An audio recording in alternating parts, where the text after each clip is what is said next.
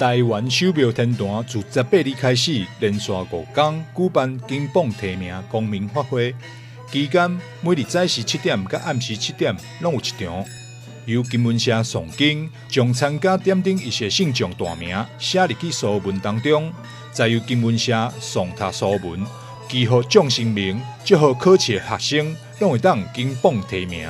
我们台湾首脉天坛呢，在每一年都会举办几次的光明法会。身为父母的大家呢，就因为望子成龙、望女成凤的心境下呢，他们都会来参与。那今年因为疫情的关系，虽然说人数比较少，但是我们该做的流程，我们一定会做得很圆满。那今年呢，来参加那个第一天的光明法会的一些家属呢，我们也会做一个很安全的隔离。希望他可以考上一间好的学校，来祈求文昌帝君，然后让他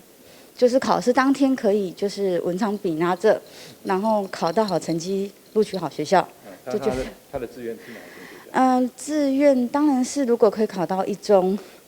2中，或是当然就是最好。几乎每一年我们都会来参拜，然后偶尔我们都有点文昌灯。最重点是孙子就这样子智慧开，学业进步，身体健康，这也是为人父母、奶奶、长辈的心声。这个孩子都很乖，佳玉很乖啊，管峰也很乖。